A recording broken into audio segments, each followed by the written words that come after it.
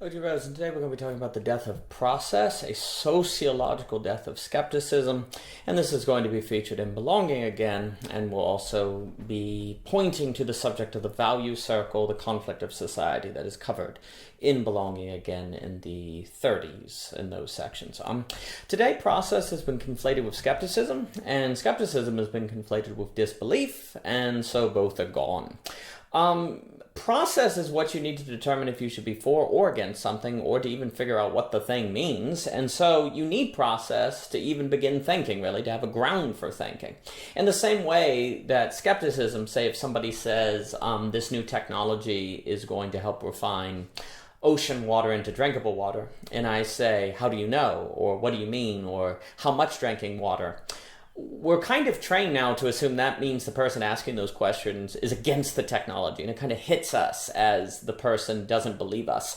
And so it's easy to think that skepticism is disbelief. But really, how can the person know if they should be for or against the new technology if they don't know about it? Similarly, if you need a process of legislation to figure out what a law means, or to write a law, or to examine a law, you can't really even know if you should be for or against the law without the social process, because how do you even know what you're talking about? I'm afraid today, though, we're very anti-process, and we don't believe in process. We're very trained, maybe by social media, maybe by the media, maybe by technology, to really quickly assume that someone who asks us questions does not believe in us or is against us, so we conflate skepticism and disbelief. And likewise, we really continue to believe that institutions and processes are corrupt, so we cannot trust them, so they are in the way of our values and our beliefs. Now, by value here, I basically mean morals or ethics or worldviews. Freedom is a value, justice is a value, kindness is a value, equality is a value. All of these are values, and everyone has values. If you have beliefs, you have values. And we could get into Missing Axioms by Mr. Samuel Barnes, which basically means you cannot escape values. So everyone has values. The nature of values, though, is we experience them as if they should just be, not have to be processed. Like the whole idea that like a law has to be passed so that you can be free to run your business is kind of offensive. Like there's a way in which it strikes you as absurd. Because what do you mean a law has to be passed so I could run my business? I should just be allowed to do it. Likewise, if, say, the police are corrupt, or the legislator is corrupt, or banks are taking advantage of minority communities, the idea that we would have to carry out a process to change the banking charters or to change the redlining laws is kind of offensive. Like, what do you mean? I mean, my gosh, this is horrible what's occurring. So there's this sense in which justice, freedom, and we can go through all the values, should just be, that they shouldn't have to go through a process. However, of course, society basically is processes. And also you need processes to sort and organize difference, because people have different values and they have different ideas, and how do you find the middle ground between them, and how do you figure out what value should be applied in X situation but not Y situation? Well, all of that is going to require processes. So you need processes for a society to manage values and to not be torn apart by those values, but the values will necessarily oppose those processes. It will not believe in those processes. It will not want to go through those processes. But if the values actually succeeded in deconstructing those processes, we would have a massive problem. The society would be torn apart. And I think we're seeing this today with the decline of institutions, the decline of mediating structures, as Peter Berger will talk about. All of this is occurring. And I think quite clearly the January 6th insurrection is evidence that people don't believe in process. They don't believe in the certification process of votes. Because they think that's just helping steal an election, so they don't believe in the process. And you see, it's kind of talked about in Ludwig in the authority circle, but since we can't know for sure that these institutions aren't corrupt, there's always space to believe they are corrupt. And our values will compel us to assume that if the processes don't give us victory, if they don't lionize our values. Precisely the uncertainty in not occupying the processes or the institutions ourselves will give reason to think that they could be corrupted and that we should look into them ourselves. But most processes can't handle, say, 300 million Americans looking into them, or trying to examine all the data, that could overwhelm the process. But then at the same time, processes do in fact get corrupted. Processes do in fact, government institutions, corporations, they do in fact act immorally. So it's not crazy to question processes. And yet if we question them too much, process will die. But so now at the same time, processes is indeed hard to live with, because process can be corrupted and our values naturally want to be. So this is a hard dilemma. This is the conflict of society, as belonging again we'll talk about. This is very hard to stomach and to know what to do with and to existentially handle. But the chances of us being able to handle it are incredibly low if we don't even realize that supporting a process and being against something is not the same thing. Supporting a process to determine this, to determine if Wall Street is corrupt would say not be the same as thinking Wall Street is corrupt, or even thinking that Wall Street isn't corrupt. Either way, process does not signify anything but the process itself.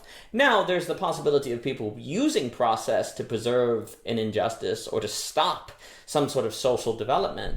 And therefore, we can always entertain the possibility that a process is a bad thing.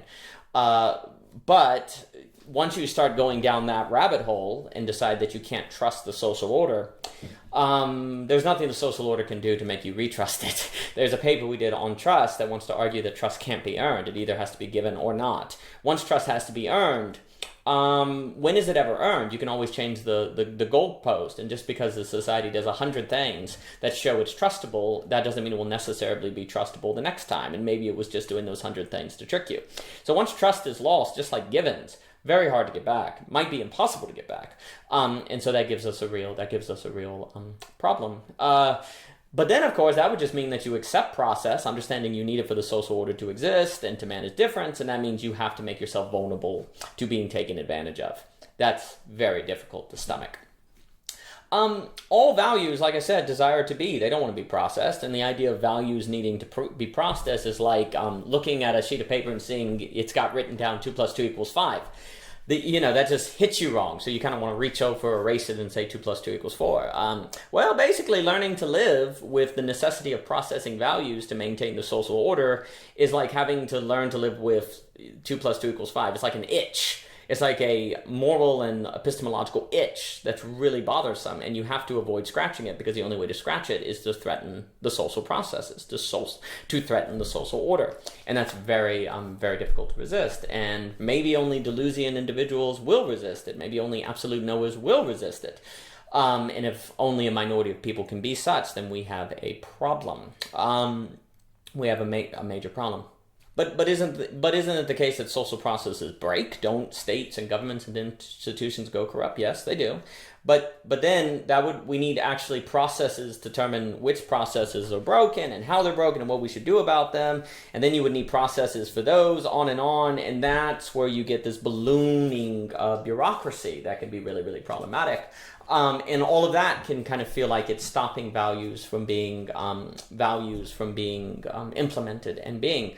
But what do you do in that situation if you need processes to reform processes? And that seems like a really difficult tragedy to stomach. And what if people are just creating bureaucracy upon bureaucracy to preserve the corruption and the lack of change? Well, that's really tough. You've got a real problem here. And that would give people, say, justified reason to oppose process, to avoid that bureaucracy. But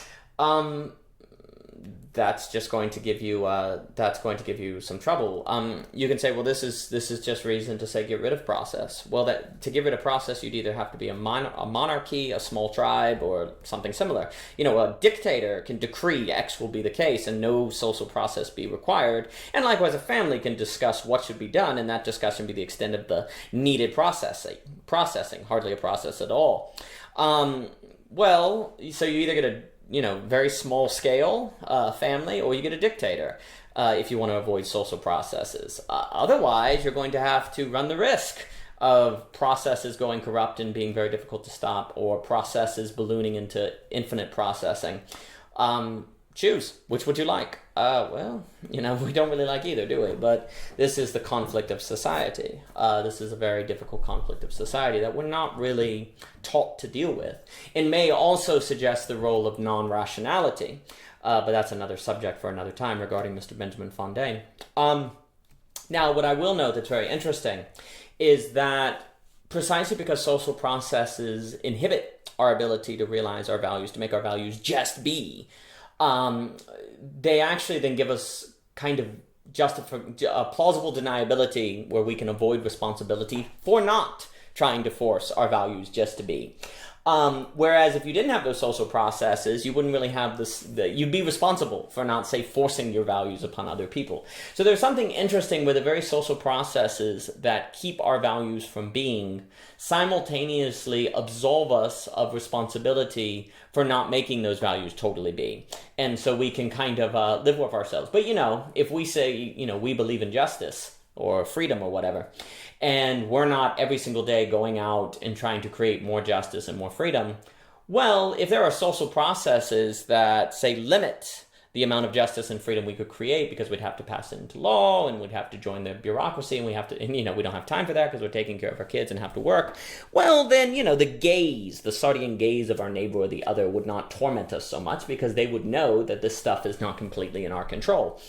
But if social processes didn't exist, we would be freer. And so we would be more responsible to make our values be. And so the Sardian gaze of the other, the presence of the other, would be really existentially difficult. It might be existentially overwhelming because we would know that they would know that we are not living out our values to the extent that we should, because we should be day in, day out trying to make them be, even if it costs us our lives. Because aren't our values more important than our lives? Or are we not fully sincere about them, and on and on and on. So social processes can also shield us from some of the radical existential demands of our values, of our very values, which at the same time, though, our values would have us dislike those social processes precisely for containing us.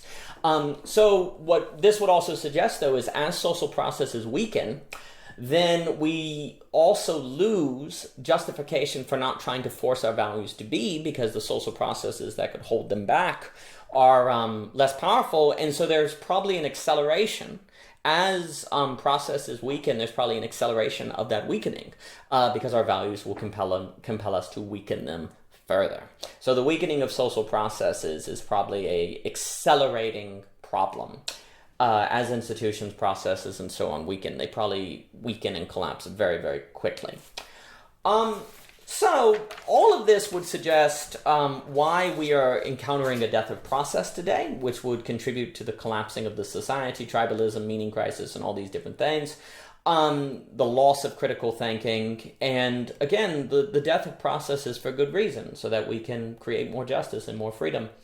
And worse yet, if we follow these processes and, say, avoid a massive civil war or something like that, we never see the civil war that we avoided by following processes. All we ever experience is a constant itch, a constant offness that we feel by submitting our values to processes, by submitting our values to the social order. We never see the rewards for doing that. We never see the civil wars we avoid because we do that. All we ever feel is, in a way, that we're failing to fully live up to our values, or that we're not fighting for them like we should be, because the social order suppresses them to some degree in order to make room for difference. So this is also part of the problem, is we never see the civil war that doesn't happen because we follow social processes. And so there's always space to wonder if following the social processes is doing anything at all. And that means there will always be the temptation to kill process, to ignore process, and to contribute to the death of process, which is the death of the social order for all the quote-unquote right reasons. For more by O.G. Rose, please visit ogrose.com. For the Belonging Again, you can find the series on YouTube, Medium. And thank you so much for your time.